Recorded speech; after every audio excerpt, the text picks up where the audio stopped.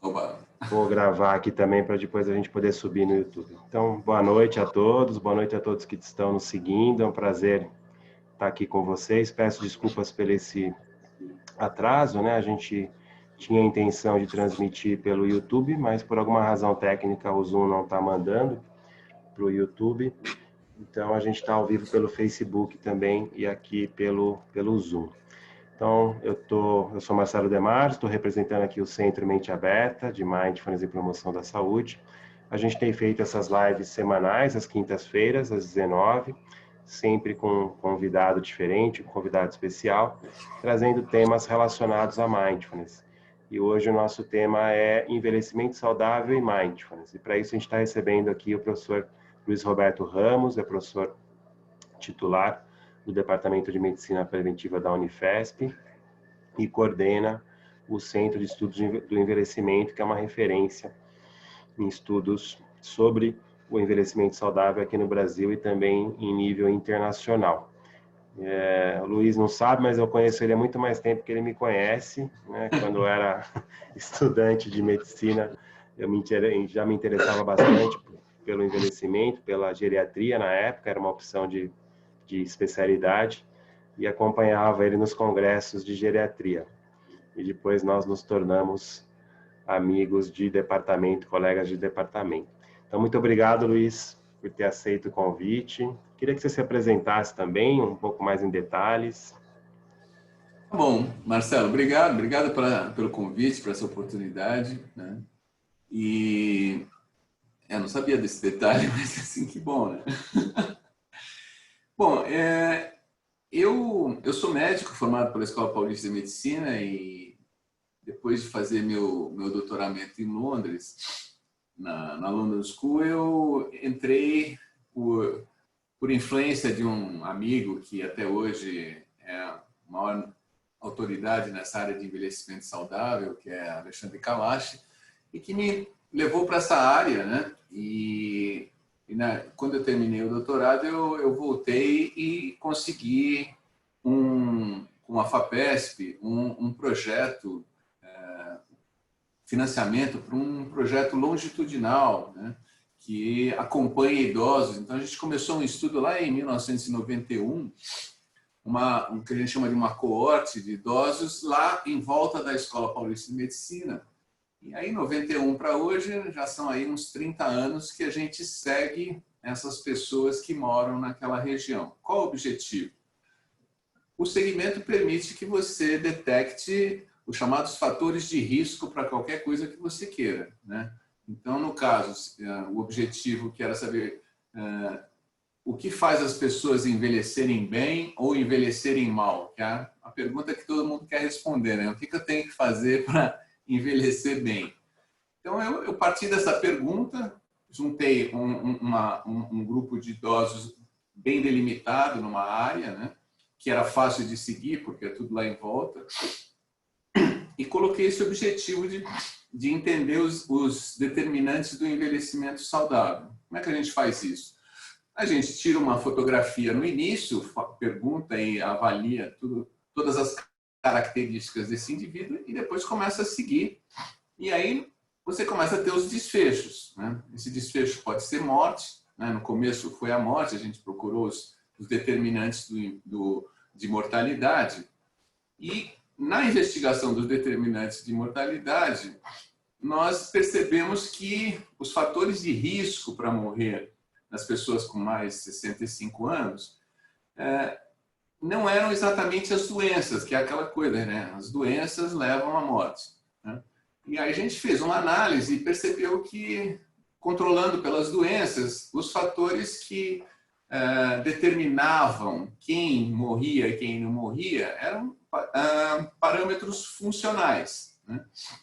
E esses parâmetros funcionais eram basicamente a independência no dia a dia e a capacidade cognitiva. Então, as pessoas que perdiam memória e as pessoas que ficavam, vamos dizer, dependentes no dia a dia, eram as que tinham o maior risco de morrer. Atrás dessa perda funcional, obviamente que tinha as doenças, né? O indivíduo tem seu diabetes, sua hipertensão, seus problemas hormonais, mas na hora que você faz uma análise estatística, quem realmente indicava o risco eram esses parâmetros funcionais. Então, a partir daí, a gente iniciou todo um trabalho. Falei, bom, se o que importa são as perdas funcionais, então eu não vou ficar olhando para os fatores de risco para as doenças, eu vou olhar para os fatores de risco ou dos fatores de promoção de saúde que evitem essa perda funcional. E a gente vem fazendo isso nos últimos 20 anos, né? E, obviamente, que um dos fatores é atividade física. Então, a gente fez estudos para saber como que você promove atividade física em pessoas com mais de 60 anos como um investimento em promoção da saúde, né? Inventamos algumas teses e tal, e temos aí algumas estratégias que já se mostraram efetivas para fazer um idoso que nunca fez atividade física começar a fazer atividade física. Atualmente temos até um app que chama Levanta e Vai, que é uma forma de fazer os idosos facilitar a promoção da atividade física, que ele localiza a residência do idoso e fala, olha, num raio de 500 metros da sua casa, você tem essas e essas instâncias que podem ser utilizadas para você fazer atividade física. A gente tem alguns trabalhos mostrando que isso realmente importa mais do que você simplesmente dizer, o senhor precisa fazer atividade física, né? A outra coisa, isso tentando promover a não perda funcional física. E aí a gente partiu para a promoção da saúde cognitiva, né? Que é um fator assim, mais difícil de você promover estimulação, né? Antigamente tinha aquela coisa, manda fazer palavra cruzada e tal. Isso ajuda, mas é difícil você pensar numa ação comunitária, mandando todo mundo fazer palavra cruzada e tal. Então, a gente tentou estabelecer umas estratégias. Agora, na hora de você fazer isso, você precisa ter um instrumento que te diga quem é que precisa mais dessa estimulação cognitiva, né? Porque tem pessoas que já dobraram o cabo das tormentas, que já demenciaram. Essas pessoas você não vai poder fazer promoção de saúde cognitiva porque elas já estão num outro estágio. Elas precisam ser tratadas das consequências do Alzheimer ou da demência vascular, é um outro caminho, né? Então, a gente precisava realmente identificar com alguma segurança as pessoas que ainda não tinham perdido totalmente a sua cognição, que seriam os alvos para essa promoção de saúde cognitiva, né? E aí nós temos um problema num país que nem o Brasil, com uma alta taxa de analfabetismo e de baixa escolaridade, porque a maioria dos instrumentos que avaliam cognição, elas no fundo dependem da escolaridade, né? Os testes todos, você tem que ler, você tem que escrever, você tem que fazer conta. Então, assim, na hora que você pega um indivíduo sem escolaridade, um analfabeto, ou com uma escolaridade muito baixa, você começa a ter um viés muito grande, né? Porque o cara vai mal no teste, mas você não pode dizer que ele foi mal no teste porque ele está demenciando, né? Então, a gente tinha esse problema. O teste mais famoso que todo mundo utiliza, que é o mini exame do estado mental, tem esse problema. Ele manda fazer conta, ele manda escrever, ele manda desenhar, e você acaba, vamos dizer, tendo esse viés. E aí a gente começou a trabalhar com um instrumento que tenta fugir desse viés, que é o CDR. Então, é uma sigla em inglês que tenta estagiar o estado cognitivo do indivíduo. E faz isso, essa que é o diferencial, não avaliando o indivíduo, mas avaliando o seu parceiro mais próximo, que pode ser o cônjuge, a filha que mora junto, às vezes até um cuidador que mora junto. Por quê? Porque você vai perguntar não para o indivíduo, mas para quem está do lado dele, como é que está sendo a evolução? Como é que está a capacidade dele se relacionar? Como é que ele está cognitivamente na hora de fazer o trabalho no banco? Ele está errando a gorjeta do garçom no restaurante? Quer dizer, coisas que o indivíduo mesmo não vai te dizer, mas quem está do lado dele vai dizer, olha, ele está piorando nisso, ele está piorando naquilo, e você consegue, então, com essa metodologia, que é bem estabelecida, a gente fez a validação desse instrumento aqui no Brasil, permite você classificar os indivíduos em, não, esse está completamente normal, a cognição dele está normal, esse já foi, ele já tem um nível compatível com demência, pode ser uma demência leve, moderada e grave, mas a virtude desse instrumento é identificar a coluna do meio, que é indivíduos que já não estão normais, então é aquela história, a família acha que ele está com problemas cognitivos, ele está mesmo, mas ele ainda não está demente, né? Então, a gente definiu essa nossa população-alvo, né? Ou seja, eu quero trabalhar com essas pessoas que já estão claramente num caminho não normal, mas ainda tem um tempo antes de se tornarem um caso irreversível de demência. E aí nós começamos a investir em promoção da saúde para essas pessoas.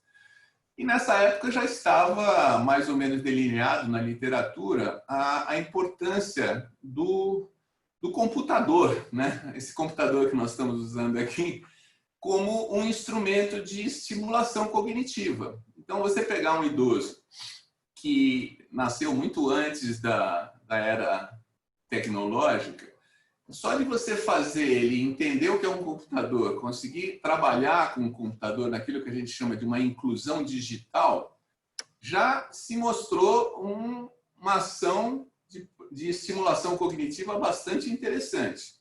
Nós fizemos o primeiro trabalho com isso, colocamos os idosos, montamos uma pequena lan house lá no centro de estudos e pusemos os idosos para trabalhar com supervisão, né, aprendendo a ligar o computador, a navegar na internet, a fazer um PowerPoint, a mandar um e-mail para os netos, enfim, estimulados que estavam por melhorar a sua autonomia na vida e a sua independência. Isso já se mostrou uma ação bem efetiva para melhorar a cognição. Então, nós estamos atuando na promoção da saúde cognitiva e, com isso, investindo na sobrevivência dessas pessoas e na autonomia dessas pessoas. O passo seguinte foi sofisticar um pouco essa atuação de promoção. E nós conhecemos aí, eu não sei se você conheceu o Fábio, né? O Fábio Ota, que montou uma empresa que é de joguinhos de computador para idoso, né? Então, se a criançada se diverte com joguinhos, ele achou que os idosos também iriam se divertir com joguinhos e montou joguinhos para idosos, né? E aí, nessa segunda fase do nosso trabalho, nós estamos usando como ferramenta de estimulação cognitiva a aprender a jogar esses joguinhos, né? E os idosos, além de melhorarem a memória, se divertem, né? Isso é unir o útil ao agradável. Então, eu estou falando isso porque, como eu disse no começo, os dois grandes fatores de risco de mortalidade são a perda funcional física, né? Então, o indivíduo que começa a ficar dependente, e aí o antídoto para isso é atividade física, né? E as pessoas que estavam perdendo a memória, que também tiveram um risco aumentado. Então, como é que faz para não perder a memória? Você tem que manter uma estimulação cognitiva crônica, né? E com capacidade de atingir várias pessoas. Hoje em dia, a gente tem um laboratório lá que tem 30 computadores. Quer dizer, nós saímos de uma pequena lan house, agora nós temos uma grande sala de computadores.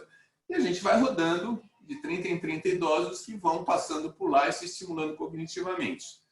Mais recentemente, nós, com a parceria com o Marcelo e com o grupo de Mindfulness, esses mesmos idosos passaram a se submeter a uma intervenção de Mindfulness, né, que já se sabia tinha potencial para também fazer estimulação cognitiva. Então, nós estamos trabalhando com um grupo que faz Mindfulness e um grupo que faz joguinhos do computador. Ambos com o objetivo de melhorar a cognição. E ao que a gente ainda não terminou esses estudos, mas ao que parece, ambas as estratégias são efetivas, né? E quando você compara com um pessoal que não fez nada, por exemplo, você percebe que não fazer nada realmente não leva a lugar nenhum. Agora, se você fizer uma ação ou de estimulação via games, né, que é o que a gente usa aqui, ou uma estimulação via grupos de mindfulness, você tem uma estimulação cognitiva que faz com que o indivíduo melhore ou piore muito menos do que quem não fez nada, né? Então, esse é o estado da coisa. Você tem a probabilidade populacional. O Brasil é um país que, pelo ritmo do envelhecimento, vai ter um grande número de pessoas demenciadas. Isso é a parte triste da história, né? Porque Alzheimer, principalmente, é uma doença que o principal fator de risco é a própria idade. Então, quanto mais gente viver muito, mais gente vai ter esse problema.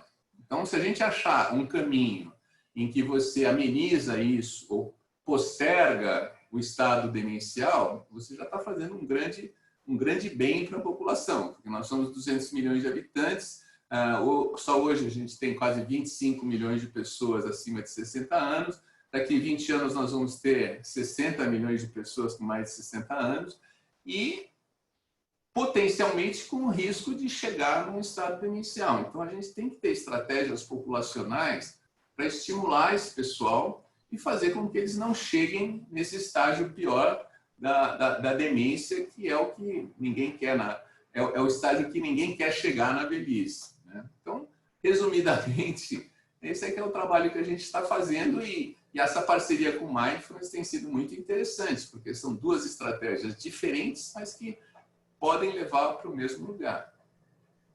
A gente já teve alguns resultados, né, Luiz? E interessante a gente comentar esses resultados preliminares, a gente está publicando, né, isso e foi observado em outros estudos ao redor do mundo. São estudos mais novos que a gente tem da aplicação de Mindfulness no envelhecimento, né, uma área ainda que está em ascensão. Mas o que a gente observou de interessante é que ela complementa a estimulação cognitiva via computador, né? Então, o computador... Você quer comentar? Pode comentar. Não. Pode continuar. Então, o computador traz alguns benefícios, né? Até para a qualidade de vida, que a gente achou bem interessante, né? Melhora a qualidade de vida dos idosos, das pessoas de 60 a mais. E Mindfulness tem um fator complementar que seria melhorar outros aspectos da saúde mental. Então, diminui o nível de estresse, né, em geral, de ansiedade, de depressão, e melhora a autoeficácia, né? A gente viu alguns fatores da pessoa se sentir mais eficaz para lidar com os fatores de estresse no dia a dia, que foi bem interessante. Então, é uma coisa que a gente espera realmente, né? Que são diferentes estratégias que podem agregar em diferentes variáveis, contribuindo para o envelhecimento mais saudável, né? Você vê dessa maneira também, Luiz? Com certeza. Até assim, essa segunda fase, a gente teve que, inclusive, corrigir um problema, entre aspas, que tinha dado naquela primeira... Quando a gente fez a inclusão digital, a gente comparou as pessoas que participaram dos grupos de inclusão digital com um grupo semelhante, porém que ficou em casa. A gente não fez intervenção nenhuma. Isso a gente acabou tendo algumas críticas a respeito, porque é diferente você ter uma pessoa que ficou em casa e uma pessoa que, seja fazendo o quê, tinha um compromisso semanal de encontrar com um grupo, de socializar com um grupo. Então, só isso já é uma intervenção. Então, a gente tinha essa crítica de que a gente tinha mal comparado a intervenção de inclusão digital com o nada, que seria deixar o cara na mão de Deus, né? Então, nessa segunda fase, a gente melhorou esse estudo exatamente porque nós comparamos a estratégia dos games com uma outra estratégia que também envolvia as pessoas se reunirem e interagirem, só que dentro de um outro contexto, fazendo sessões de mindfulness. E vale para os dois lados. Quer dizer, se você comparar mindfulness com nada, você também vai ser criticado, porque as pessoas se agruparem para fazer mindfulness já é uma intervenção, independente do valor do mindfulness. E também para o computador. Agora, quando você compara as duas, você elimina esse viés, ou seja, todas as pessoas estão se reunindo semanalmente, têm um estímulo, conversam, interagem e uma faz mindfulness e outra joga joguinho. Então, o efeito pode ser imputado às duas ações. E nós estamos chegando num ponto que eu acho que as duas ações são efetivas, né? Porque, comparando as duas melhoraram a cognição das pessoas E as duas tinham a mesma estratégia, de semanalmente as pessoas se encontrarem. Então, acho que aí nós temos resultados muito mais fortes, né? Porque eu também já sei que as oficinas de games têm promovido uma melhora muito grande da memória. E você também já viu do seu lado, então nós estamos aí podendo colocar na literatura duas estratégias efetivas de você melhorar e manter a capacidade cognitiva das pessoas a um custo relativamente baixo, né? Porque você precisa basicamente reunir essas pessoas, ter alguém que consiga coordenar o trabalho, seja de mindfulness ou das oficinas de computador com games. E aí é uma estratégia que você pode propor para o SUS e para o sistema de saúde brasileiro como uma forma de encarar esse problema, né? Desses 30 milhões de velhos que a gente vai ter daqui a 5 anos, não caminhando inexoravelmente para um estado de perda cognitiva grave. Legal, eu vi que tem um amigo aqui acompanhando a gente, o Hamilton. Tudo bem, Hamilton? Já fez uma pergunta. E liga o microfone, Hamilton. Tudo bem, boa noite a todos. Desculpe interferir. Boa noite, Hamilton. O grupo, assim, a minha sugestão é que assim, ó, o grupo controle, tanto para os games como para o mindfulness, poderia ser simplesmente uma roda de conversa mais neutra, ou um grupo de convívio, onde as pessoas sentassem juntos. Aí daria comparação entre intervenção e não intervenção. Elas não estão em casa, mas elas estão participando de algo. Com certeza, né? Essa interação social poderia ser o normalizador, né? Então, é verdade. Mas, assim, talvez isso, vamos dizer assim, isso aumentaria a chance de efeito das duas intervenções, né? Porque aí você estaria comparando pessoas que simplesmente se reuniram. O problema, se é que é um problema, é que é difícil você convencer as pessoas a virem só se encontrar para tomar um cafezinho, né? Sem oferecer nada. Não, vem fazer mindfulness ou vem jogar joguinho comigo, né? Mas se tiver um café, elas vêm, viu? E na verdade, quando você faz essa comparação, você está dificultando a sua vida, né? Porque para eu mostrar um efeito em relação ao outro grupo, é mais difícil, porque os dois estão tendo uma estimulação cognitiva, né? Então, eu acho que acaba isso anulando um pouco esse viés do grupo controle. Mas, sem dúvida, é uma questão.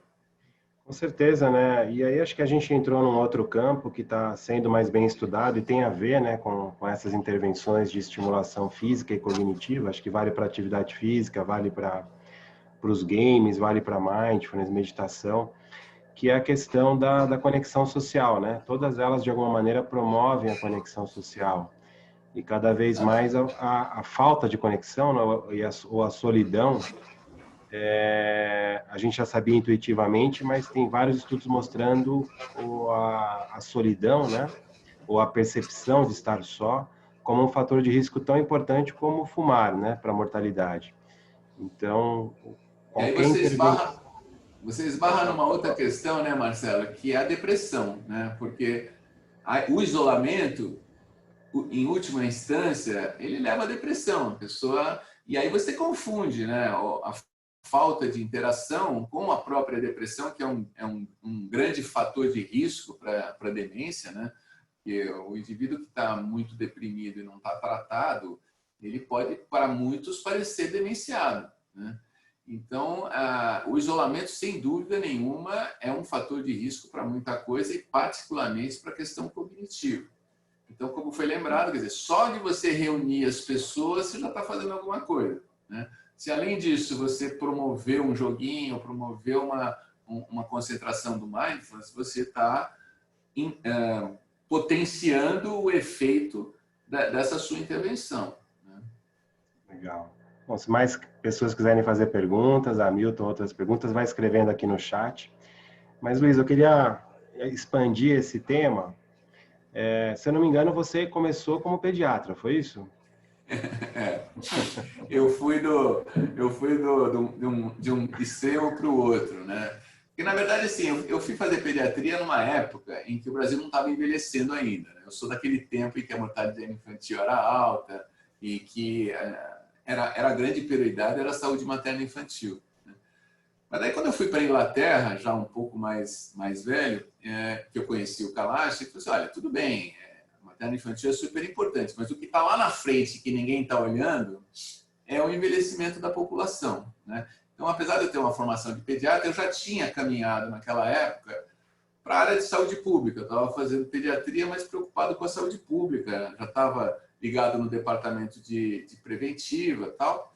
E aí, para mim, fez o maior sentido, né? Olhar pelo viés da saúde pública para as consequências do envelhecimento populacional. E me apaixonei por essa questão, né? Porque eu percebi naquela época, isso era começo da década de 80, né? Já dava para perceber que o Brasil estava envelhecendo. Ainda não tinha caído a ficha da maioria das pessoas, mas olhando nos parâmetros de mortalidade e fecundidade, dava para prever esse boom de velhos que a gente teve no final do século passado, né? Com um crescimento de mais de 100%, continuam crescendo mais do que qualquer outra faixa etária. Então, foi nessa hora que eu realmente mudei, né, o foco, né? Continuei dentro da saúde pública, mas mudei o foco para os idosos, né? E não me arrependo nem um pouco, porque, entre outras coisas, você passa a olhar para o seu futuro e não para o seu passado. Luiz, aí a pergunta que eu ia fazer é a seguinte, você, né, falou uma coisa muito interessante que pouca gente sabe, né? Que o que importa mais para a gente envelhecer bem não é o número de doenças, mas é o quanto que eu sou funcional no dia a dia, né? A minha capacidade física e mental. Isso foi e quando que isso... Pode falar. Não, para. E quando que... A pergunta é assim, quando que a gente pode começar a intervir nisso? Quando que essa capacidade funcional começa a cair, né? Porque a gente estava falando mais aí 60 a mais. Mas com que idade a gente deve começar a se preocupar com isso e usando eu essas costumo ferramentas? mostrar nas minhas aulas uma curvinha, que é uma curvinha hipotética, né? Mas o homem é um bicho que nasce completamente incompetente para sobreviver sozinho, né? Diferente dos outros animais, se você largar um bebezinho sozinho, ele não vai para frente, né? Então, a gente tem aí um período da vida em que a gente tem que ganhar função, né? É um período que varia, né? Para alguns são 15 anos, para alguns é muito mais, né? Não consegue se tornar um adulto independente nunca, mas geralmente com 15 anos você atinge uma capacidade funcional adequada para se tornar um adulto independente. Normalmente, você tem aí umas 3 décadas em que você vai poder exercitar essa capacidade funcional que você adquiriu sem nenhum problema. Nessa época, doenças muito graves, doenças muito letais são bem raras, né? Agora, a partir da 5ª década de vida, que seria os 40 em diante, você começa a ter um declínio, né? Aquilo que você ganhou, você começa a perder, né? Você vai perder mais ou menos, né? Dependendo de vários fatores, mas a gente tem a convicção que os fatores que mais influenciam essa perda funcional são fatores comportamentais e de ambientais, né? Então, o indivíduo que não faz nenhum exercício, o indivíduo que é isolado, o indivíduo que fuma, o indivíduo que come mal, esse indivíduo ele está colaborando para que essa perda funcional seja mais intensa. E aí, quando nós fizemos a primeira avaliação da nossa coorte, lá no final dos anos 90, e a gente publicou isso em 2001, mostrou que os fatores que influenciavam o risco de morte, né, quando você colocava na equação todos esses fatores, se o cara era diabético, se o cara era hipertenso, se o cara era isso, aquilo, no modelo estatístico final, não ficou nenhuma doença. Quando você fazia uma análise de como ele era antes e por que ele morreu, vários fatores apareciam. Se o cara tinha tido um AVC, se o cara tinha uma visão da saúde dele muito ruim, enfim, vários fatores apareciam. Agora, quando você controlava, por exemplo, pela capacidade funcional, que é aquela história de se ele tinha independência no dia a dia, ele consegue se vestir sozinho, comer sozinho, cuidar do banco, ir na farmácia, comprar o pão. Essas pessoas que eram independentes se deram muito bem. As pessoas que eram muito dependentes foram as que mais morreram. Mesmo controlando por diabetes, por hipertensão, por tudo que você imaginar. E também as pessoas que tinham perdido a capacidade cognitiva, independente de qualquer coisa, tinham mais chance de morrer. Então foi aí que ficou claro para mim que as doenças são um caminho para a perda funcional. Mas é a perda funcional que vai dizer quem é que está pior.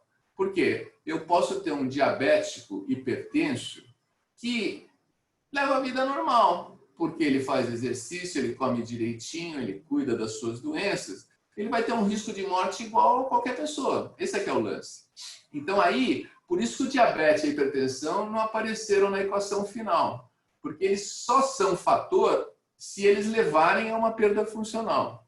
Aí eles vão, então vamos trabalhar com o que importa, vamos trabalhar com a perda funcional, porque as doenças são só uma indicação de que ele pode perder função, mas se ele cuidar bem dessas doenças, ele vai ter uma capacidade funcional boa e com isso ele vai ter uma chance de viver igual de uma pessoa que não tem as doenças. Foi aí que a gente teve essa visão de que o que importa não é a contabilidade das doenças, porque eu tinha pacientes que tinham 4, 5 doenças crônicas e estavam jogando futebol, passeando no parque. E tinha outros que tinham 1 ou 2 doenças, mas que não cuidaram direito e já não faziam nada sozinho, já não batiam bem da cabeça e eram os candidatos a um risco maior de morrer. Isso é uma informação muito interessante, né, que precisaria ser mais divulgada, né? Muitas vezes a gente, até como médico, né, se preocupa mais com a doença do que com a capacidade funcional, né? E a gente prescreve mais remédio do que computação, ou mindfulness, ou alimentação, ou atividade física, né? Então, é uma mudança até de paradigma na medicina, na saúde como um todo, né? O que a gente tem conversado aqui na escola, né, sobre esse tipo de informação passar para os alunos de medicina, né? Porque, tudo bem, todo mundo gosta de fazer um bom diagnóstico e propor um bom tratamento medicamentoso, né? Mas quando você pensa nessa questão mais global de como é que as pessoas vão funcionar bem, né? Não basta dar o antihipertensivo, não basta dar o antidiabético, né? Ele precisa que a musculatura dele seja trabalhada, ele precisa que a mente dele seja trabalhada, e para isso ele precisa comer direito, ele precisa fazer atividade, ele precisa se exercitar mentalmente, não só tomar os remedinhos, né? Então, eu acho que essa que é a mudança de paradigma, né? Que é um pouco essa para a nossa medicina alopática, né? Mas, enfim, eu acho que é o futuro.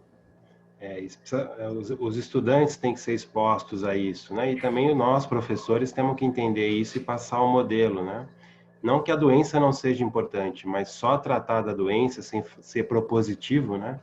Sem pensar prospectivamente, não vai resolver o nosso problema de envelhecimento. Porque todas essas doenças, na verdade, são exacerbações de perdas, né? O diabetes é um pâncreas que cansou, né? Quer dizer, supondo que ele não é um diabético de nascimento, mas a pessoa que fica com diabetes tipo 2, o pâncreas cansou, né? Ele comeu mal a vida inteira, comeu muito açúcar, e uma hora cansou, o pâncreas ele já não dá mais conta, né? Aí o que vai acontecer? Aí a perda funcional dele vai se aumentar. Agora, se ele fizer o que ele não tinha feito, que é se exercitar, comer direito e tal, ele provavelmente vai postergar o estado funcional de perda funcional maior que ele naturalmente teria se ele não fizesse nada. Mensagem que fica, então, é que a gente deve começar aos 30, né, Luiz? Pelo menos, minimamente aos 30, 40, a praticar mindfulness, a rampa aparece na nossa vida lá pelos 40 anos. Aí eu brinco, a inclinação da rampa é o segredo, né? Todo mundo vai descer, mas tem gente que desce uma rampa extremamente inclinada e tem gente que desce uma rampa suave, né? Então, a ideia é fazer a rampa ficar suave. Eu senti essa rampa aí nos 40.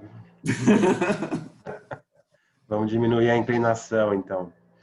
Exatamente. Esse é o que a gente pode fazer, né? Porque, assim, eliminar essas doenças que nós estamos falando aqui ainda não aconteceu, né?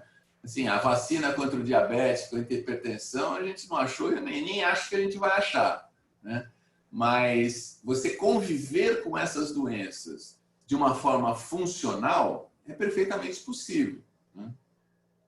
Bem legal. A Viviane falou que é uma excelente informação, né, aqui no chat. Ela é nutricionista e faz todo sentido, né? Infelizmente ainda é menos divulgado. O Hamilton comentou que o Carlos Sluck, ao escrever sobre as redes sociais, fala que redes equilibradas e funcionais aumentam os níveis gerais de saúde. Você está falando de redes de suporte social, né, Hamilton? Ou redes tipo Facebook?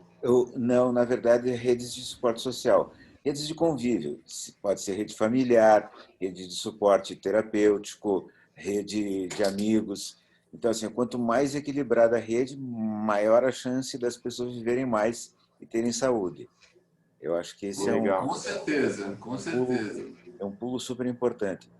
Tá? E eu, particularmente, trabalho bastante com terapia de grupo, e aí acho que é uma coisa que ajuda também, né? A terapia comunitária para grupos de idosos funciona super bem.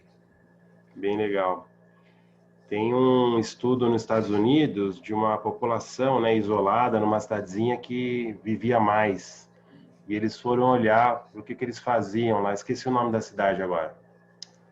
Perda cognitiva, Luiz. Mas eles foram ver se as pessoas caminhavam, faziam uma boa alimentação.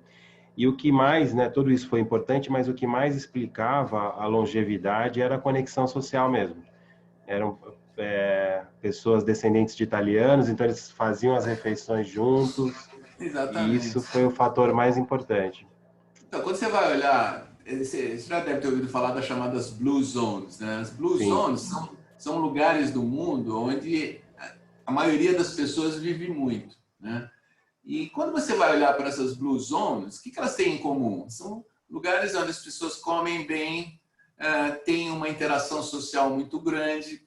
Aqui no Brasil, a gente tem uma Blue Zone que é lá em Veranópolis, no Rio Grande do Sul, que é uma colônia italiana que tem essas características. Todo mundo come bem, muita fruta, muita verdura, aquela ligação social típica dos italianos. O pessoal vai em frente, a maioria das pessoas vive bastante, né? O difícil é você viver bastante numa cidade que nem São Paulo, né? Mas, enfim, você precisa ter esse norte, né? Você precisa arrumar um jeito de fazer atividade física, você precisa dar um jeito de comer direito e manter uma rede social. Isso é o segredo, que foi lembrado aí, né? Então aí entra a família é um fator importante, e a família às vezes joga contra, né? Se tiver uma família ruim, é pior do que não ter família, mas se você tiver uma rede social boa, você já está com meio caminho andado para viver uma velhice mais funcional, né? bem legal. A Gabriela está perguntando, que está comentando, né? Primeiro que a reabilitação é muito efetiva para manter a funcionalidade em quadros demenciais. E ela gostaria de saber se existem estudos de intervenção de mindfulness em demências nos estágios iniciais. Você quer comentar? Quer que eu comente, Luiz? Eu não acompanho essa literatura de mindfulness, para ser sincero. Então, se você tiver alguma questão, é bom.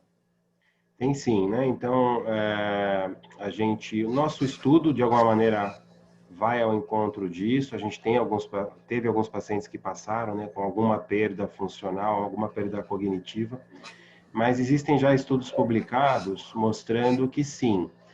Então, não tem indicação ainda, né? A gente não tem estudos mostrando como que isso acontece em longo prazo, aquilo que a gente estava falando, né? Se eu começo a praticar mindfulness com 30, 20, 30, 40 anos, se eu vou ter menos perda no futuro. Isso a gente não sabe porque são estudos muito complexos de serem feitos, né? Mas alguns estão em andamento seguindo aí de longo prazo. Mas a gente sabe, né, como o Luiz estava comentando no começo, que se as pessoas, né, com pequenas perdas, né, cognitivas, elas conseguirem entender os exercícios, participarem do grupo, assim como elas podem mexer no computador, isso previne, né, ou estabiliza a perda e a pessoa muitas vezes ganha capacidade cognitiva, consegue voltar a fazer coisas que ela deixou de fazer com a perda. Por quê? Porque a gente, tanto atividade física, como computação, como mindfulness, né, praticar atenção, se a gente faz com regularidade, tem uma neuromodulação. Então, o cérebro responde. Assim como o músculo responde à atividade física, o cérebro responde ao estímulo cognitivo. Então, por meio dos estudos de neuroimagem, a gente sabe que há mais ativação de algumas partes do cérebro, por exemplo, o córtex pré-frontal, que está relacionado às funções cognitivas e executivas, também regulação emocional via ínsula, via a parte límbica do cérebro. Então, a gente tem estudos mostrando, né, desde que seja feito com regularidade, acho que esse é o grande desafio, né, Luiz? Que as pessoas comecem a fazer e mantenham, né, a adesão e a regularidade.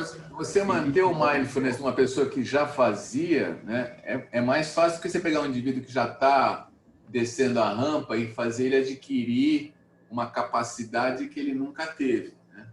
Então, se ele já vinha fazendo, você manter isso. Agora, esse é o problema dos estudos que você falou. Quer dizer, como é que você vai manter, numa população de estudo, uma atividade de mindfulness controlada por muito tempo, para poder responder lá na frente que esses caras evoluem? Porque a evolução para a demência é um processo longo, né? A gente está fazendo estudos mostrando que, de hoje para daqui a 6 meses, as pessoas melhoraram, né? Mas de hoje para daqui a 10 anos, ninguém sabe, né? Mas se o que funcionou para 6 meses continuar, a gente pode supor que isso vai também ter um efeito mais prolongado, né? Com certeza, né? A gente quer expandir a coorte, né? Não só para 60 a mais, mas lá vamos começar nos 30 a mais. E aí a gente vai conseguir. Exatamente. No Vamos conseguir comecinho da responder. rampa. Quando começa a rampa. Mas já existem alguns estudos, sim, Gabriela, mostrando bons resultados, né? Pelo menos a manutenção da capacidade cognitiva ou, eventualmente, algum ganho cognitivo. Demência inicial é bem lá. Depois do estágio, no estágio 2 e 3 da demência, aí você já está limitando os danos, né? Quer dizer, tentando fazer com que a pessoa consiga levar um dia a dia sem grandes distúrbios, né? Porque aí, na verdade, você deixa de ter um doente e passa a ter vários doentes, que a família inteira fica doente, né? Se você tem uma pessoa demenciada, a família inteira fica doente, né? Porque o trabalho para manter aquela pessoa funcionando é muito grande. Mas até o estágio de demência você pode fazer intervenções bastante efetivas. É muito importante até que se faça um rastreamento, né, para a gente identificar essas fases iniciais, porque dá para intervir legal. E o ideal é começar, né, o quanto antes na vida. Você trouxe um outro aspecto que a gente não tinha comentado, mas que é muito importante, Luiz, que é a aplicação, né, dessas técnicas de melhora da qualidade de vida também para os cuidadores, né? Exatamente. Isso tem bastante estudos mostrando, já muitos estudos, porque os cuidadores também desenvolvem o que a gente chama de burnout, né, do cuidador, Burnout. que é a sobrecarga. E cuidador de demência é o que mais sofre com isso, né? É uma carga muito pesada, né? Modifica totalmente a família. E já tem muitos estudos mostrando que a aplicação de mindfulness para os familiares diminui o burnout, melhora a qualidade de vida e a saúde mental dos cuidadores. Isso a gente já tem bastante. E indiretamente, logicamente, melhora o cuidado, né, da pessoa. Isso, melhora o cuidado. Então, isso já tem. O paciente agradece também. Com certeza. Legal, acho que a gente está chegando ao final. Não sei se há alguma outra pergunta do pessoal que está nos acompanhando.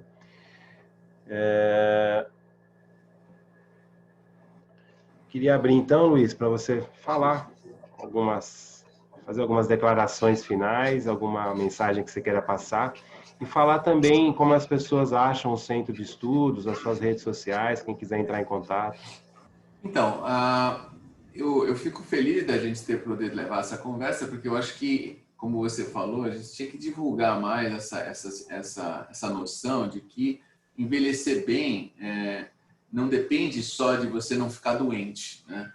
Mais do que isso, envelhecer bem significa que você tenha uma vida social ativa, que você tenha hábitos saudáveis de vida e que conviva com as doenças que muitas vezes são inevitáveis, né? O açúcar que sobe, a pressão que sobe, o hormônio que desce, mas enfim, isso tudo a medicina sabe fazer, mas você precisa caprichar nas ações que mantêm a sua função, o seu corpo funcionando, a sua mente funcionando e construindo uma rede social. Essa é a mensagem que a gente tenta passar lá no Centro de Estudos.